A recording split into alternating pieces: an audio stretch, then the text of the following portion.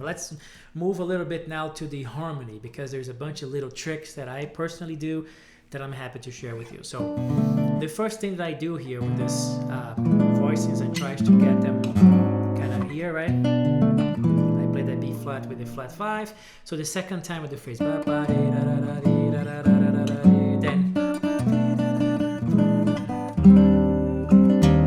I actually do play E flat major. Instead of just A, I just play and then go to A flat again. Then right, I can do that. There's a substitute harmony here, or just G. I think I do G a lot.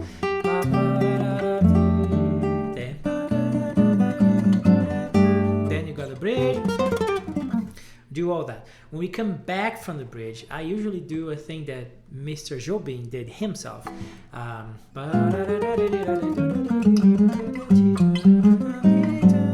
Jobim does.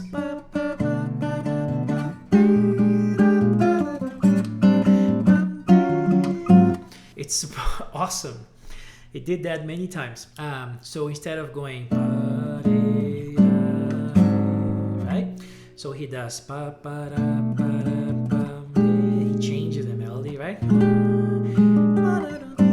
minor. So instead of going to A flat 7, he goes to E flat minor, and then hit the A flat 7. But the change in the melody gives this like really cool kind of breath of new air in there, you know?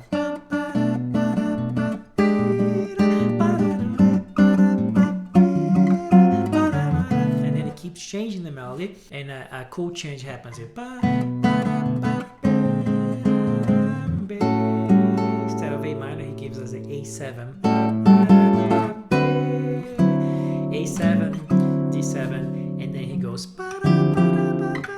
then he keeps going. Awesome, I do that a lot. And I do sometimes either the E flat minor, A7, or just A flat 7 sus. That would be,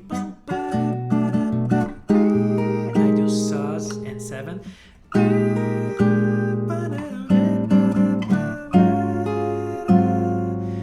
which is cool too. Just a little tiny variation of the master. And then I do a little thing at the end as well.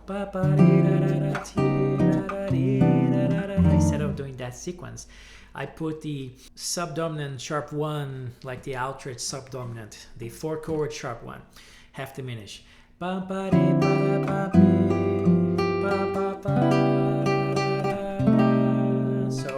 C sharp half diminished, C minor 6.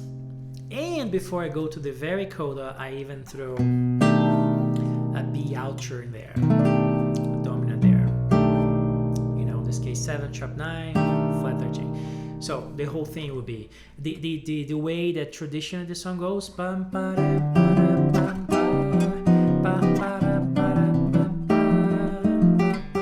Right? Then the version I usually do.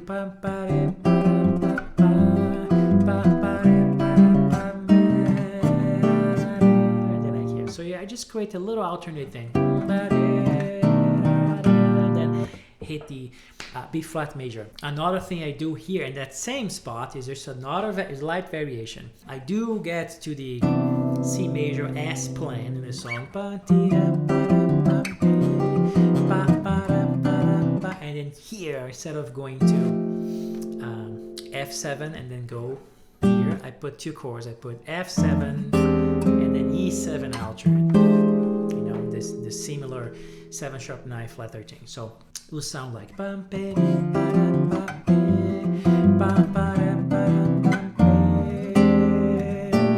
then go in. So I'm gonna play 3 versions now. The 3 versions I play: the original traditional one, the one with the outrage subdominant path, and then the one with the sus and outro E7.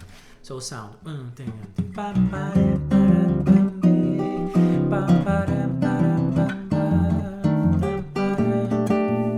number 1. Then first change 1 and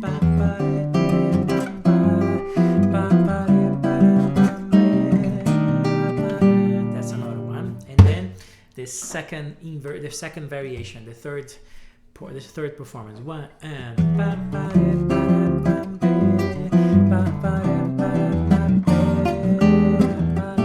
so few tricks in there for that ending of one note samba.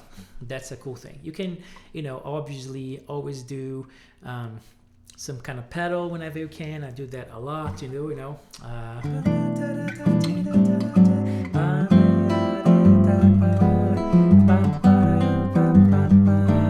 Like a G pedal here, nice, right? In D minor, G7, C major, F7, you can just put a G pedal in there, you know.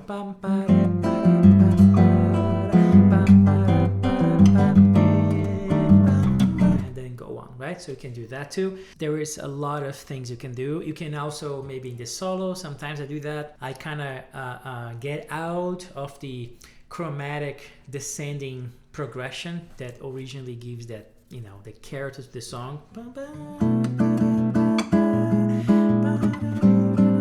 Right, that sort of substitute dominant type of progression.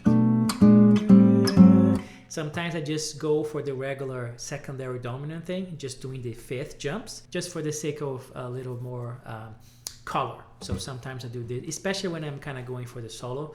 In the head, the theme, I keep the original Jobim framework, but when I'm soloing, sometimes I get a little more free, because sometimes playing those sub 5 chords, you kind of change a little bit, you know, you having to go to those chords. Sometimes if I get to the secondary dominants, I have more possibilities as far as, you know, sounds I can play. I can alter those and do different things. So sometimes I do, you know,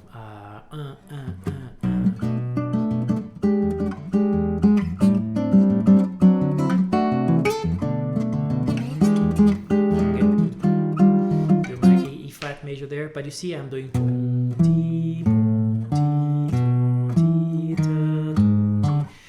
that to get a little bit more free with the possibilities there. Another one I do is playing the not the one chord, the first chord, which is a 3 chord, right? B minor 7. Sometimes I do like a G over B instead of just B minor, like as a 3.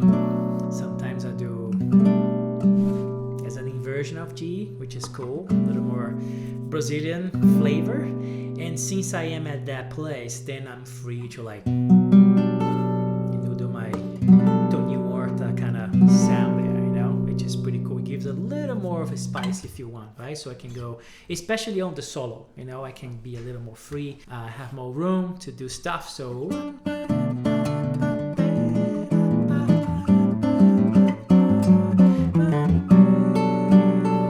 you see, you have a little bit of that sound.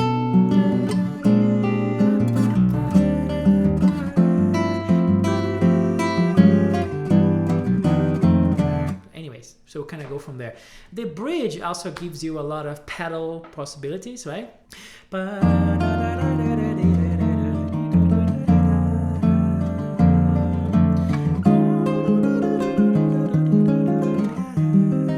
Right, so you can do a dominant pedal there. F sus, F7, B flat over F, A flat sus, A flat 7, A flat over E flat, right? E flat sus, E flat 7, A flat over E flat, the classic thing. So all those things you can do there. So that's really cool.